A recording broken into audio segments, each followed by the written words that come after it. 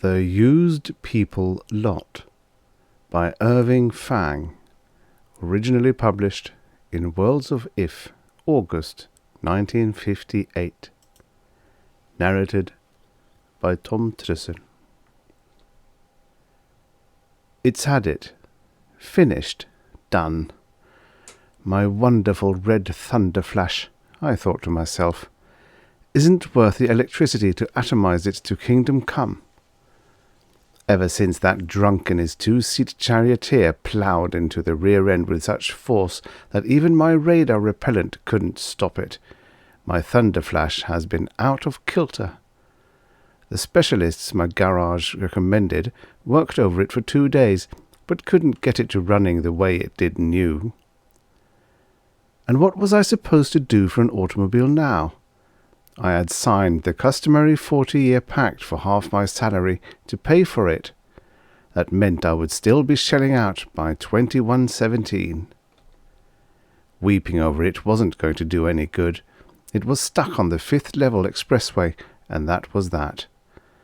I levered myself out. At least the ejector still worked. Then got behind the car and gave it a good old-fashioned push to get it on an off-ramp out of the stream of traffic. After I parked, I remembered I was heading for a date with Jenny. I checked my wallet. Nope, not enough for a taxi there. I would just have to phone her to cancel the date. Reluctantly, I pushed the tip of my tongue against my toothed telephone. "Operator," said the operator. "Poplar 3104, please." "Thank you. One moment. I'll ache it for you." She dialed the number of the toothed telephone in Jenny's mouth, so the 2 fine wires sent gentle electric currents into the nerve.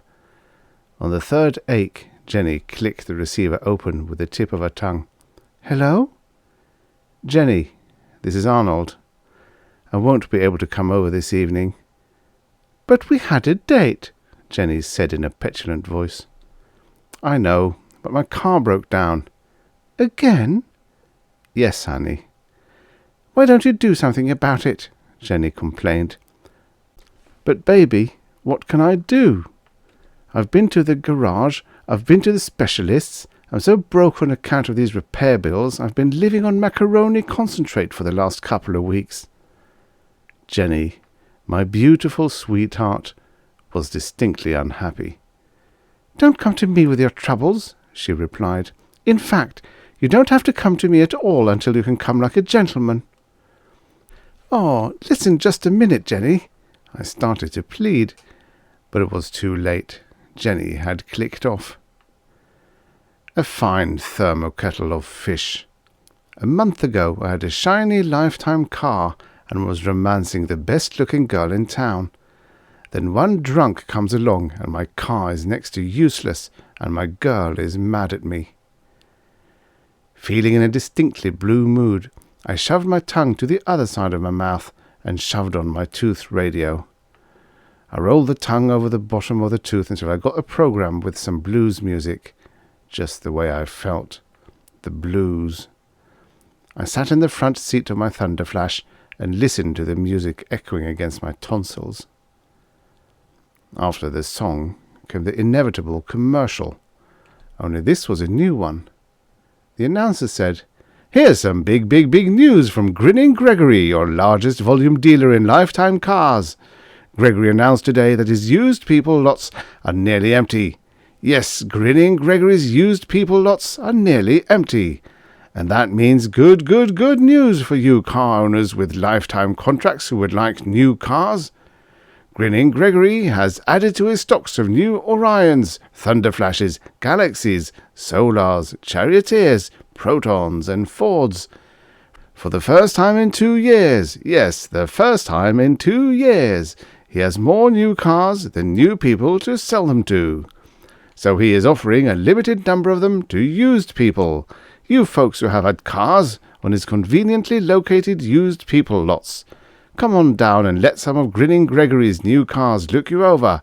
Be sure and bring photostats of your credit ratings and official car histories. Hurry, hurry, hurry, and avoid the rush to Grinning Gregory's used people lots." The commercial ended. and was replaced by music. Gosh, that was exciting news. Ever since the accident, I'd given up hope of ever owning a decent running car again, automobile prices and government restrictions being what they were. I clicked on my toothed telephone and ached my garage mechanic to come and pick up my car. Then I took my credit rating and official car history from the glove compartment and caught a helibus to the nearest of Grinning Gregory's used people lots.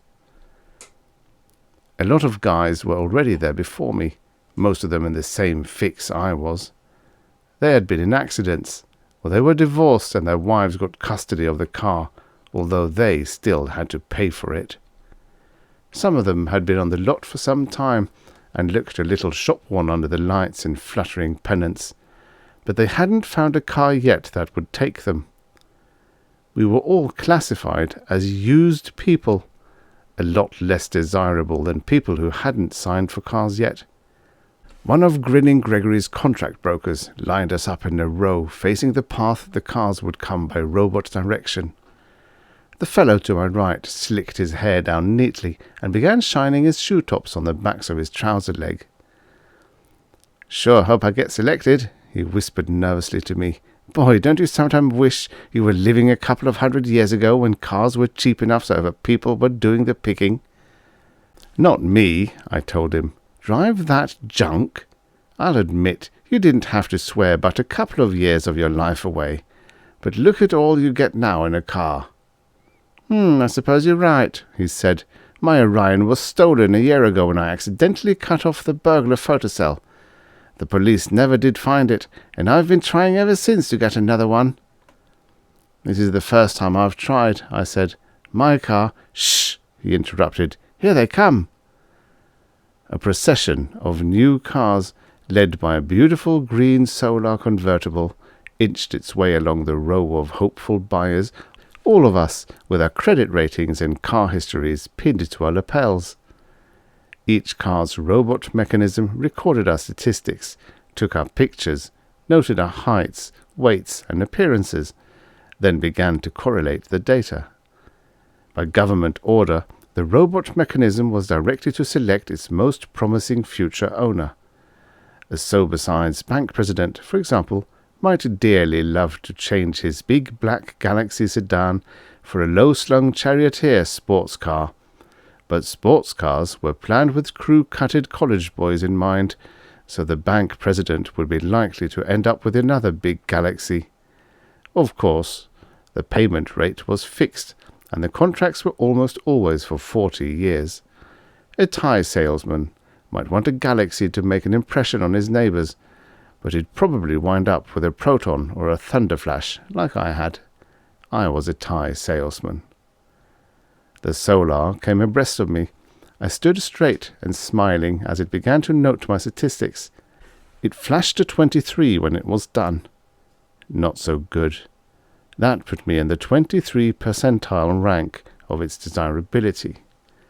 The next car, a rhinestone Ford, gave me a 28. I was rated 22, 31, 14 by a Galaxy, 27, 35, and 30 by the next 6 cars. That was the way it went for the whole procession.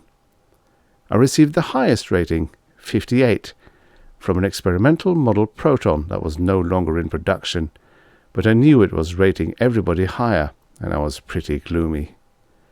Imagine my surprise when my name was called out as one of the possible choices. I went into the broker's office and was told the Proton would select me if I would get rid of all but 10 years of my Thunderflash contract. That meant I had to find someone to take my car and 27 years of my contract, since I had been paying for 3 years of the 40. The price of the Proton, the broker told me, was scaled down to a 30-year contract because it was an off-model. But who would take my heap with a 27-year contract attached to it? The broker said Grinning Gregory might go for 5 years, just out of the goodness of his big, big, big heart. I wouldn't get that kind of a deal anywhere else, the broker said. Maybe I wouldn't, but that didn't do me much good. I needed someone to take 27 years. Harry. Why didn't I think of Harry before? He didn't have a car yet. Skinflint Harry didn't want to sign the standard 40-year contract for a car, and he had been shopping around for second-hand cars. Besides, good old Harry knew how crazy I was about Jenny. He had even taken her out a couple of times. I gave Harry an ache on the telephone and told him I'd be right over.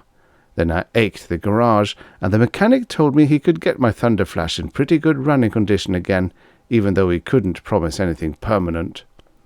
I caught a helibus to my friend's apartment. "Harry, old pal, I've got the chance of a lifetime for both of us." Harry eyed me suspiciously. "How's that?" he asked. "Well, here's the deal. You know my real fine Thunderflash? You said it was a sharp car. It is. It's a first-class car. But ever since that slight accident, I've had just a wee bit of trouble with it.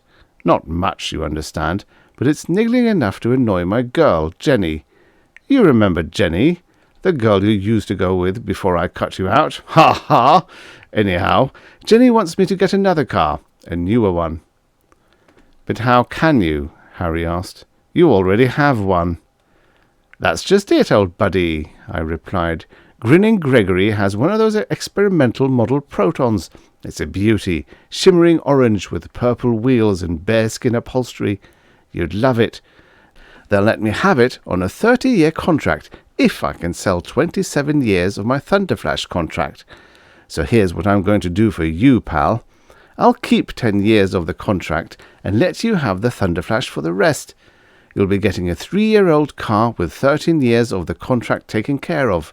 Now is that a deal, or is that a deal?" Harry wasn't convinced. "What's wrong with your car?" "Oh, hardly anything." "What's hardly anything?" "Not even worth mentioning."